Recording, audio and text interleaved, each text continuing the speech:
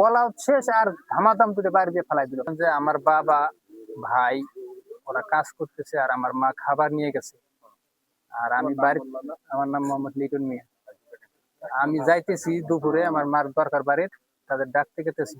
তা আমি সীমানা যাই নাই, তা দেখি বিএসএফ ওই ছাগল গরু যারা নিয়ে গেছে না ওগুলো ধাওয়া করতেছে, তো ওরা তো চলে আসতেছে। তা আমি একটু হিন্দি কথা মাঝে মাঝে কই বিএসএফ এর সাথে। তা আমি গাছের উপরে দাঁড়ায় বলতেছি, এ দাদা এটা বাংলাদেশ, ওরা তো চলে গেছে। আর আমার পিছনে ছোট ছোট বাচ্চা কয়টা আমার মা দাঁড়ায় আছে। এ কথা বলা শেষ আর একেবারে লাঠি দিয়ে যদি ভারী দিল, আমি জাগাত করে গেল। মানে ও তো নদীর নদীর বাতা আর গাছ এক জায়গায় না, নদীর বাতা আর গাছ এক জায়গায়।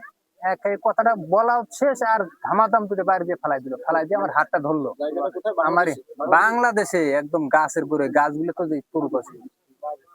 তা হাতটা যখন ধরলো, ধরার পর আমি রাইফেলের মাথাটা ধরলাম, তখন সবাই যে আমাকে ছাড়া নিয়ে স্থানীয় লোকজনকে, আমার ভাই ছিল, চাচাতো ভাই ছিল, আমার ভাই ছিল, আর যারা মনে করেন যে ছাগল গরু নিয়ে গেছিল তারা তো মনে করেন যে নদীর ওপারে বাংলাদেশে বিএসএফ আসছে, তারা নদী পার হয়ে বাংলাদেশে গেছে। এই পাশে ক্ষেতে তো মনে করেন যে আবাদ সুবাদ আছে, তারা নদী পার হয়ে তারা আসছে বিএসএফ এর সাথে।